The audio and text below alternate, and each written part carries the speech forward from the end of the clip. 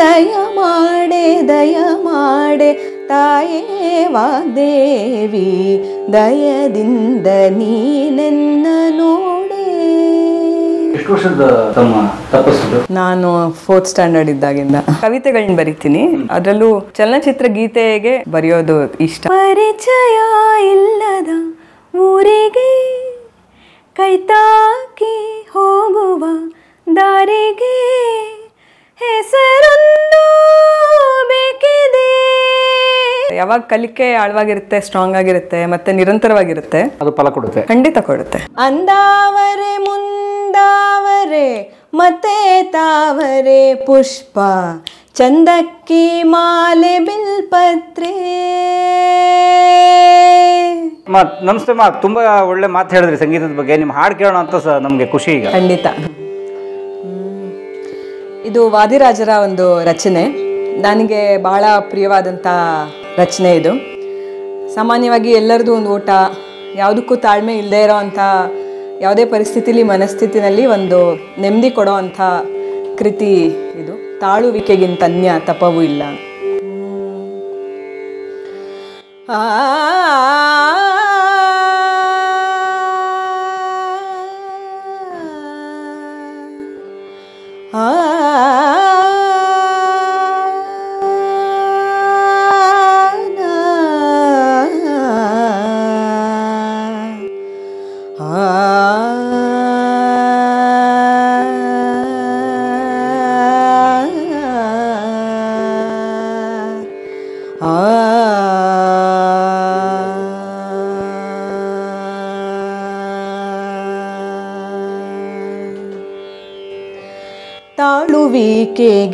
ತಾಳುವಿಕೆಗಿಂತನ್ಯ ತಪವು ಇಲ್ಲ,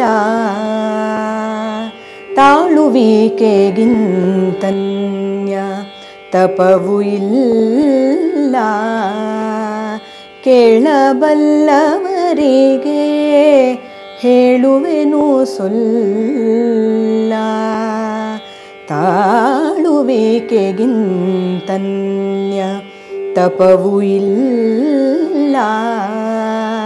ಕೇಳಬಲ್ಲವರಿಗೆ ಹೇಳುವೆನು ಸೊಲ್ಲ, ತಾಳುವಿಕೆಗಿಂತನ್ಯ ತಪವು ಇಲ್ಲ.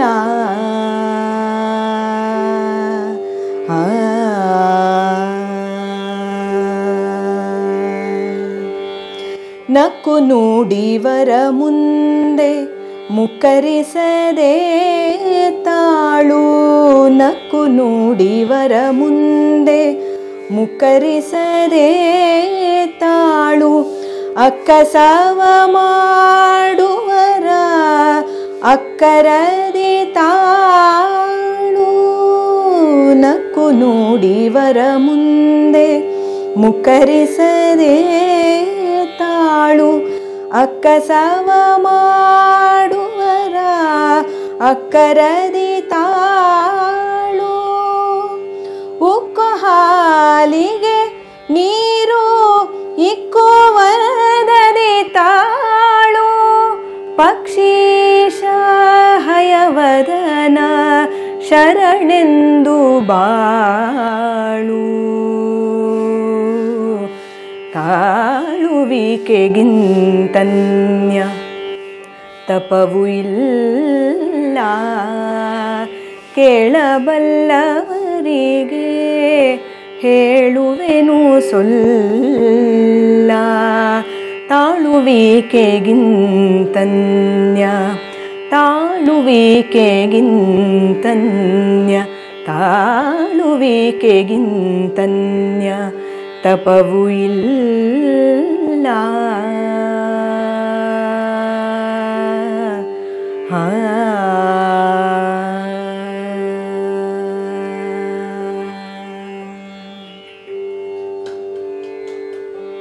ಎಷ್ಟು ವರ್ಷದ ತಮ್ಮ ತಪಸ್ಸು? ನಾನು 4th ಸ್ಟ್ಯಾಂಡರ್ಡ್ ಇದ್ದಾಗಿಂದ. 10ನೇ ವಯಸ್ಸಿಂದ? ಸುಮಾರು ಒಂದು 25-30 ವರ್ಷದ. ನೀವು ವಯಸ್ಸು ಕ್ಯಾಲ್ಕುಲೇಟ್ ಮಾಡೋಕ್ಕೋಸ್ಕರ ಕೇಳ್ತು. ಅಲ್ಲ ಮೇಡಮ್, ಎಷ್ಟು ವರ್ಷ ಮಾಡಿದ್ದೀರಾ? ಅದೇ ಅದು ಹೇಳಿದ್ರೆ ವಯಸ್ಸು ಗೊತ್ತಾಗುತ್ತೆ. ನಾವು ನೋಡಿ ಎಂಥ criminals. Oh my God, super. R K Padmanabha ಅವ್ರ ಹತ್ರ ಕಲ್ತಿದ್ದ? ಮುಂಚೆ ರಾಜಮ್ಮ ಕೇಶವಮೂರ್ತಿ ಅವ್ರ ಹತ್ರ ಕಲ್ತಿದ್ದು, ಆಮೇಲೆ ಅಡ್ವಾನ್ಸ್ಡ್ ಕ್ಲಾಸಸ್ಗೆ ವಿದ್ವಾನ್ ಆರ್ ಕೆ ಪದ್ಮನಾಭ ಅವ್ರ ಹತ್ರ. Okay, super. ಜಗನ್ನಾಥದಾಸರ ಒಂದು ಪ್ರಸಿದ್ಧ ರಚನೆ ಇದು. ನಮಸ್ತೆ ಶಾರದಾ ದೇವಿ ಕಾಶ್ಮೀರಪುರವಾಸಿನಿ, ನಮಸ್ತೆ ಶಾರದಾ ದೇವಿ ಕಾಶ್ಮೀರಪುರವಾಸಿನಿ,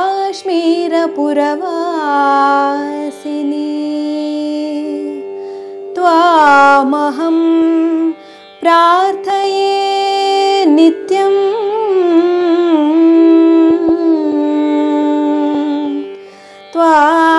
ತ್ವಾಮಹಂ ಪ್ರಾರ್ಥಯೇ ನಿತ್ಯಂ ವಿದ್ಯಾ ಬುದ್ಧಿಂ ಚ ದೇಹಿ ಮೇ.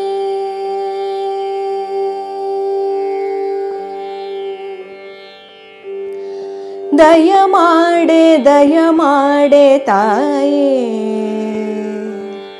ದಯಮಾಡೆ ದಯಮಾಡೆ ತಾಯೇ ವಾಗ್ದೇವಿ, ದಯಮಾಡೆ ದಯಮಾಡೆ ತಾಯೇ ವಾಗ್ದೇವಿ, ದಯಮಾಡೆ ದಯಮಾಡೆ ತಾಯೇ ವಾಗ್ದೇವಿ, ದಯದಿಂದ ನೀನೆನ್ನ ನೋಡೆ,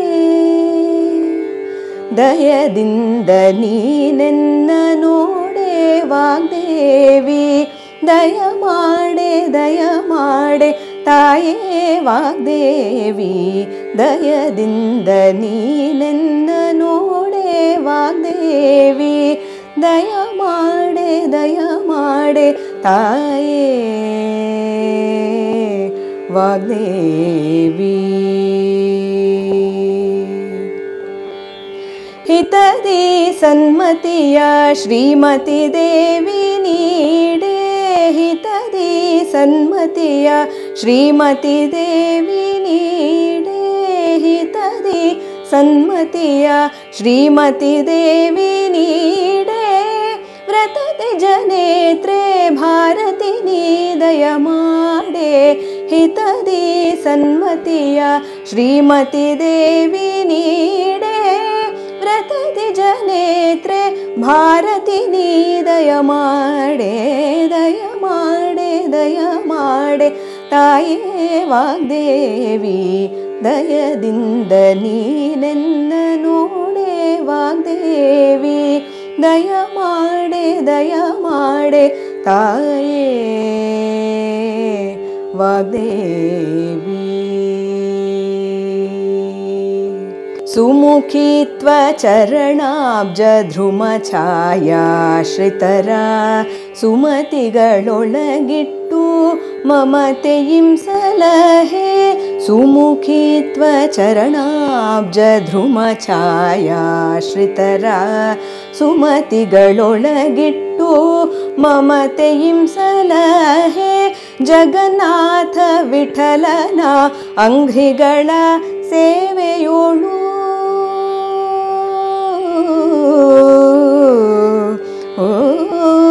ಜಗನ್ನಾಥ ವಿಠಲನ ಅಂಘ್ರಿಗಳ ಸೇವೆಯೋಳು, ಜಗನ್ನಾಥ ವಿಠಲನ ಅಂಘ್ರಿಗಳ ಸೇವೆಯೋಳು, ಸುಗುಣೆ ಸಂಪದವಿತ್ತು ನೀನ್ನ ಸಲಹೆ, ದಯ ಮಾಡೆ ದಯ ಮಾಡೆ ತಾಯೇ ವಾಗ್ದೇವಿ, ದಯದಿಂದ ನೀನೆನ್ನ ನೋಡೆ ವಾಗ್ದೇವಿ, ದಯ ಮಾಡೆ ದಯ ಮಾಡೆ ತಾಯೇ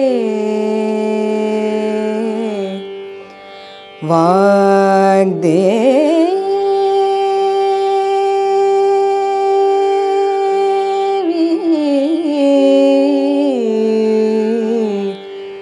ವಾಗ್ದೇವಿ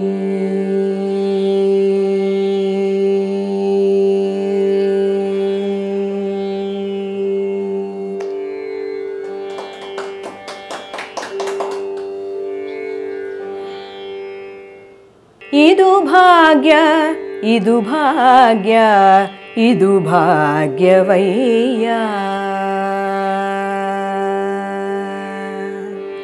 ಇದು ಭಾಗ್ಯ ಇದು ಭಾಗ್ಯ ಇದು ಭಾಗ್ಯವಯ್ಯ ಇದು ಭಾಗ್ಯ ಇದು ಭಾಗ್ಯ ಇದು ಭಾಗ್ಯವಯ್ಯ ಪದುಮನಾಭನ ಪಾದ ಭಜನೆ ಸುಖವಯ್ಯ ಇದು ಭಾಗ್ಯ ಇದು ಭಾಗ್ಯ ಇದು ಭಾಗ್ಯವಯ್ಯ ಪದುಮನಾಭನ ಪಾದ ಭಜನೆ ಸುಖವಯ್ಯ ಇದು ಭಾಗ್ಯ ಇದು ಭಾಗ್ಯ ಇದು ಭಾಗ್ಯವಯ್ಯ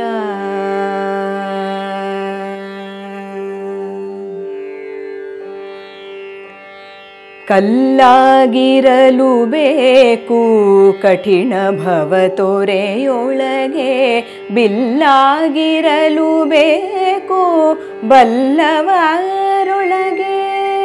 ಕಲ್ಲಾಗಿರಲು ಬೇಕು ಕಠಿಣ ಭವ ತೊರೆಯೊಳಗೆ ಬಿಲ್ಲಾಗಿರಲು ಬೇಕು ಬಲ್ಲವರೊಳಗೆ ಮೆಲ್ಲನೆ ಮಾಧವನ ಮನವ ಮೆಚ್ಚಿಸಬೇಕು ಮೆಲ್ಲನೆ ಮಾಧವನ ಮನವ ಮೆಚ್ಚಿಸಬೇಕು ಬೆಲ್ಲವಾಗಲು ಬೇಕು ಬಂಧು ಜನರೊಳಗೆ ಇದು ಭಾಗ್ಯ ಇದು ಭಾಗ್ಯ ಇದು ಭಾಗ್ಯವಯ್ಯ ಪದುಮನಾಭನ ಪಾದ ಭಜನೆ ಸುಖವಯ್ಯ ಇದು ಭಾಗ್ಯ ಇದು ಭಾಗ್ಯ ಇದು ಭಾಗ್ಯವಯ್ಯ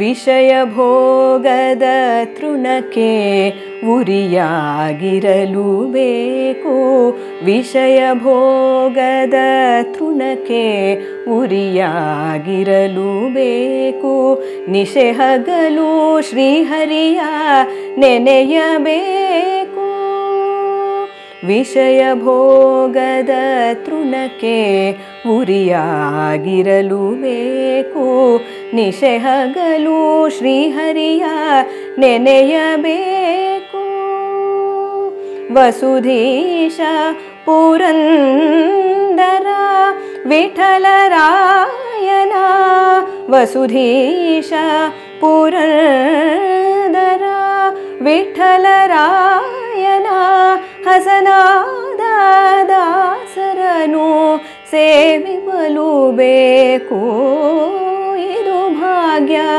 ಇದು ಭಾಗ್ಯ ಇದು ಭಾಗ್ಯವಯ್ಯ ಪದುಮನಾಭನ ಪಾದ ಭಜನೆ ಸುಖವಯ್ಯ ಇದು ಭಾಗ್ಯ ಇದು ಭಾಗ್ಯ ಇದು ಭಾಗ್ಯ ಇದು ಭಾಗ್ಯ ಇದು ಭಾಗ್ಯ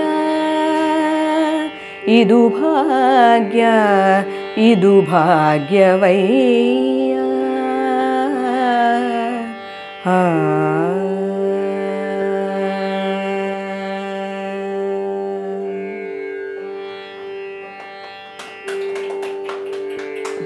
ತಾವು ಕಥೆ ಕಾದಂಬರಿಗಳು ಬರಿತೀರಿ, ಕಾವ್ಯದ ಬಗ್ಗೆನೂ ಆಸಕ್ತಿ ಇದೆ ಬಹುಶಃ ತಮಗೆ? ಹಾ, ಖಂಡಿತ. ಕಥೆ ಕಾದಂಬರಿ ಕವಿತೆಗಳನ್ನ ಬರಿತೀನಿ.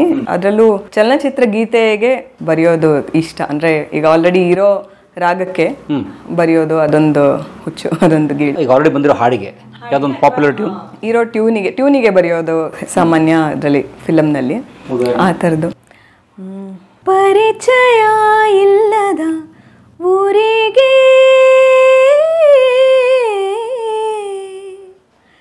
ಪರಿಚಯ ಇಲ್ಲದ ಊರಿಗೆ ಕೈತಾಕಿ ಹೋಗುವ ದಾರಿಗೆ ಹೆಸರೊಂದು ಬೇಕಿದೆ, ಒಂದೊಂದು ಹೇಳದ ಮಾತಿಗೆ ಸದ್ದಿಲ್ಲದೆ ಜಾರುವ ಹನಿಗೆ ಅರಮನೆ ಅಲ್ಲಿದೆ,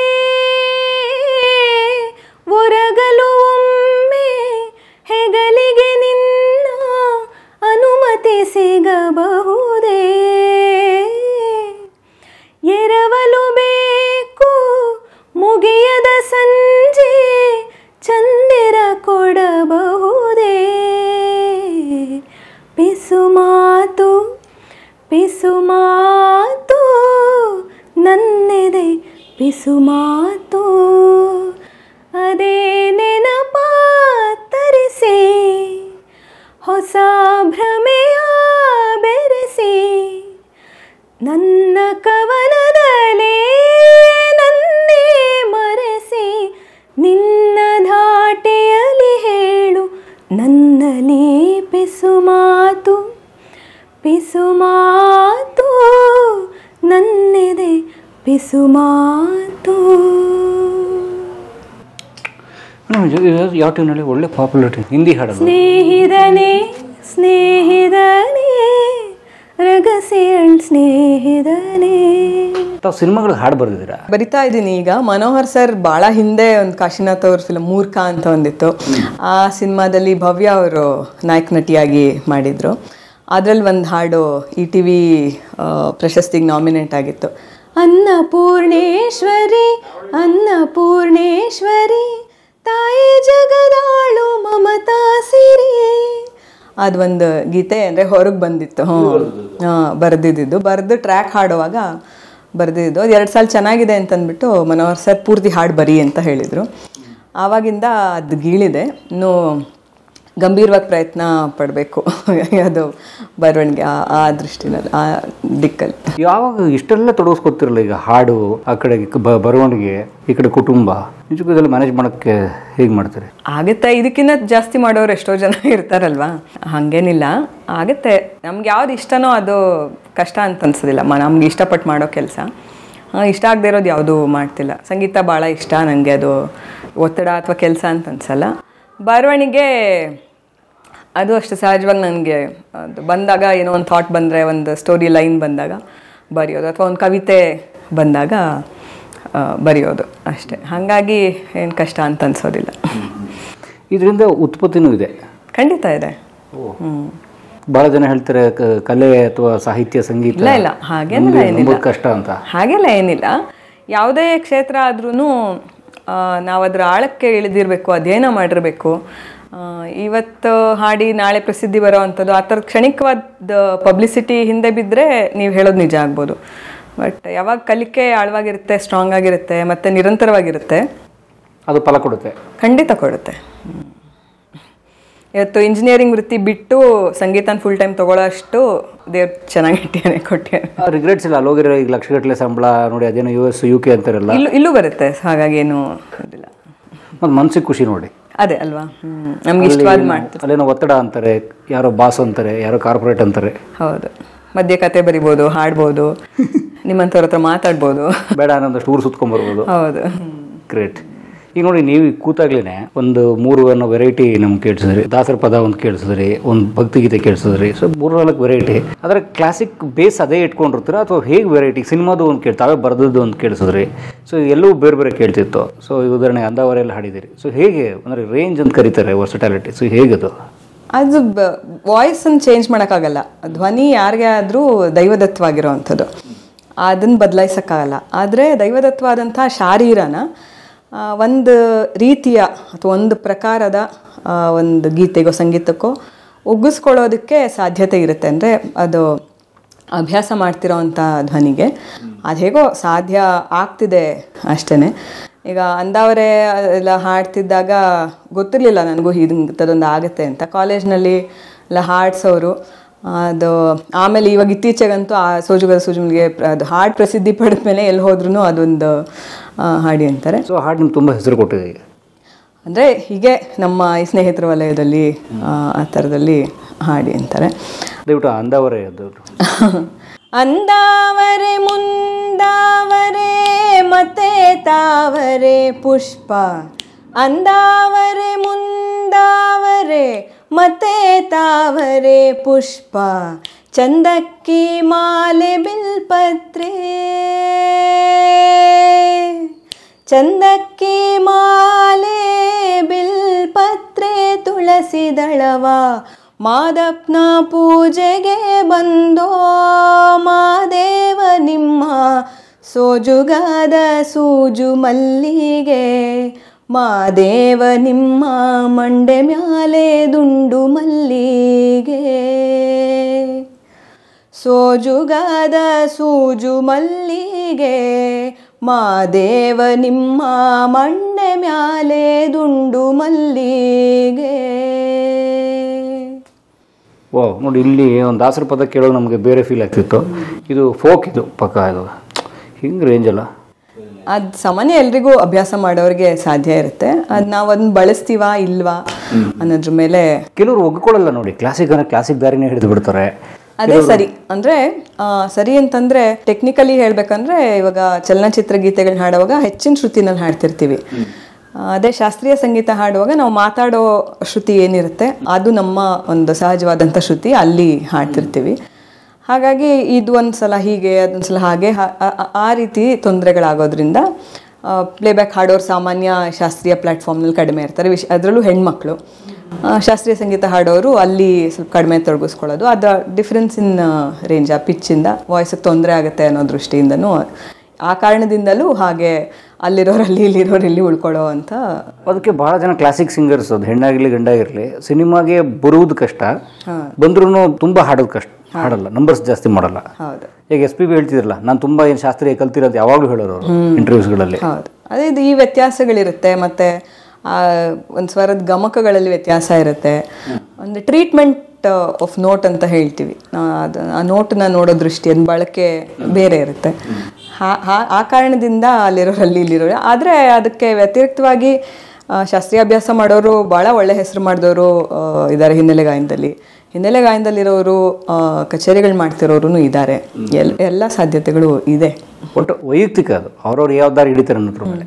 ಹಾಂ, ತಾವು ಕಾಲೇಜ್ ಡೇಸ್ ಬಗ್ಗೆ ಹೇಳ್ತಿದ್ರಿ. ಸೊ ಸಂಗೀತದ ತಮ್ಮ ಜೀವನಕ್ಕೆ ಉಪಯೋಗ ಆಗ್ತಿತ್ತು ಅಂತ ಏನದು ಘಟನೆ? ಕಾಲೇಜ್ ದಿನಗಳಲ್ಲಿ ಅಂದರೆ ನಾನು 4ನೇ ಕ್ಲಾಸಲ್ಲಿದ್ದಾಗಿಂದ ಸಂಗೀತ ಕಲಿಯೋದಕ್ಕೆ ಶುರು ಮಾಡಿದ್ದು. ಮೊದಲು ರಾಜಮಕ್ಕೆ ಶಿವಮೂರ್ತಿ ಹತ್ರ ಕಲಿತಿದ್ದೆ, ಆಮೇಲೆ ಎಸ್ ಸತ್ಯವತಿ ಅವ್ರ ಹತ್ರ ಕಲಿತಿದ್ದು, ಆಮೇಲೆ ಹೆಚ್ಚಿನ ವ್ಯಾಸಂಗಕ್ಕೆ ವಿದ್ವಾನ್ ಡಾಕ್ಟರ್ RK ಪದ್ಮನಾಭ ಅವ್ರ ಹತ್ರ ಅಭ್ಯಾಸ ಮಾಡ್ತಿರೋದು ಇವಾಗ್ಲೂ. ಕಾಲೇಜ್ ದಿನಗಳಲ್ಲಿ ಒಂದು ಕಾಂಪಿಟೇಷನ್, ಕನ್ನಡ ಸಾಹಿತ್ಯ ಪರಿಷತ್ನಲ್ಲಿ ಒಂದು ಕಾಂಪಿಟೇಷನ್ ಇತ್ತು, ಫಿಲ್ಮ್ ಹಿಟ್ಸ್ ಕಾಂಪಿಟೇಷನ್. ಅಲ್ಲಿ 2 ಕ್ಲಾಸ್ ಮಧ್ಯ ಹೋಗಿ ಹಾಡು ಬಂದಿದ್ದು. ಕನ್ನಡ ಸಾಹಿತ್ಯ ಪರಿಷತ್ತಿಗೆ ಕಾಲೇಜ್ ತುಂಬ ಹತ್ತಿರ ಇತ್ತು. ಸರಿ, ಗ್ಯಾಪಲ್ಲಿ ಹೋಗಿ ಹಾಡಿದ್ದು. ಆವಾಗ ಅವತ್ತು ಗೆಸ್ಟಾಗಿ ಕೆ ಕಲ್ಯಾಣ್ ಅವ್ರು ಬಂದಿದ್ದರು. ಅವರು ಒಂದು ಓಪನ್ ಇನ್ವಿಟೇಷನ್, ಹಿಂಗೆ ಸ್ಟುಡಿಯೋ ಸೂಟೆಡ್ ವಾಯ್ಸ್ ಇದೆ, ಬಂದು ಹಿಂಗೆ ಹಾಡಿ, ಒಂದು ಆಡಿಷನ್ ಕೊಡಿ, ಹಾಡಿ ಅಂತ. ಸರಿ, ಅದರ ಪ್ರಯತ್ನ ಮಾಡಿದ್ದು. ಹೋದೆ, ಹಾಡ್ತಾ ಇದ್ವಿ ಅವ್ರ ಹತ್ರ. ಆಮೇಲೆ ಮನೋಹರ್ ಸರ್ ಹತ್ರ, ಮನೋಮೂರ್ತಿ ಸರ್ ಹತ್ರ ಹಾಡ್ತಿದ್ದಿದ್ದು ಕಾಲೇಜ್ ದಿನಗಳಲ್ಲಿ.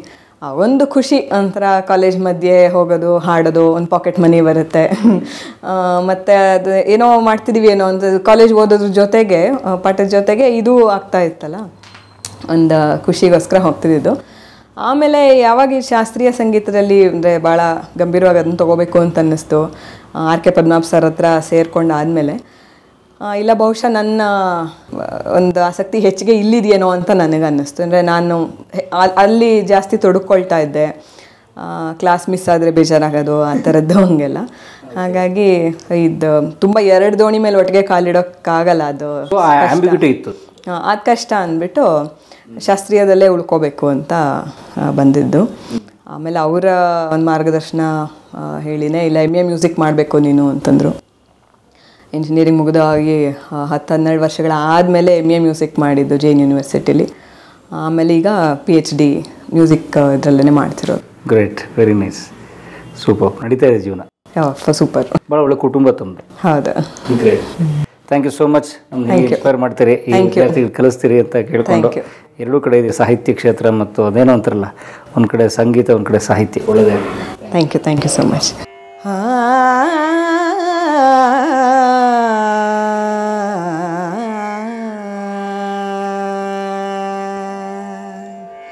ಮುಯ್ಯಿಗೆ ಮುಯ್ಯಿತಿರಿತು, ಮುಯ್ಯಿಗೆ ಮುಯ್ಯಿತಿರಿತು, ಮುಯ್ಯಿಗೆ ಮುಯ್ಯಿತಿರಿತು, ಜಗದಯ್ಯ ವಿಜಯ ಸಹಾಯ ಪಂಡರಿರಾಯ. ಮುಯ್ಯಿಗೆ ಮುಯ್ಯಿತಿರಿತು, ಜಗದಯ್ಯ ವಿಜಯ ಸಹಾಯ ಪಂಡರಿರಾಯ. ಮುಯ್ಯಿಗೆ ಮುಯ್ಯಿತಿರಿತು, ಸಣ್ಣವನೆಂದು ನಾನಿರುತ್ತಾರೆಂದರೆ ಸಣ್ಣವನೆಂದು ನಾನಿರುತ್ತಾರೆಂದರೆ ಬೆಣ್ಣೆಗಳ್ಳ ಕೃಷ್ಣ ಮರುಳು ಮಾಡಿ ಚಿನ್ನದ ಗಿಂಡಿಲಿ ನೀರು ತಂದಿತ್ತರೆ ಚಿನ್ನದ ಗಿಂಡಿಲಿ ನೀರು ತಂದಿತ್ತರೆ ಕಣ್ಣು ಕಾಣದೆ ನಾಠೊಣೆದೆ ಪಂಡರಿರಾಯ ಮುಯಿಗೆ ಮುಯಿತಿರಿತು.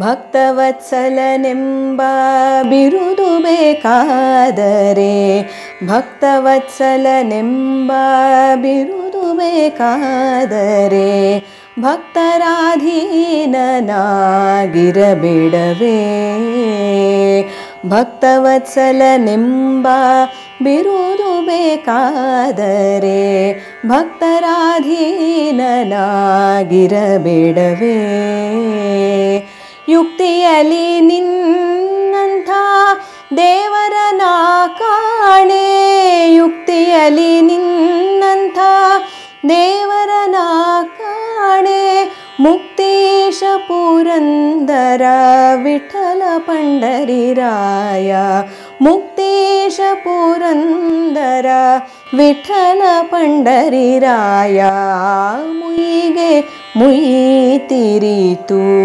ಜಗದಯ್ಯ ವಿಜಯ ಸಹಾಯ ಪಂಡರಿರಾಯ ಮುಯಿಗೆ ಮುಯಿತಿರಿತು ಮುಯಿಗೆ ಮುಯಿತಿರಿತು ಮುಯಿಗೆ ಮುಯಿತಿರಿತು.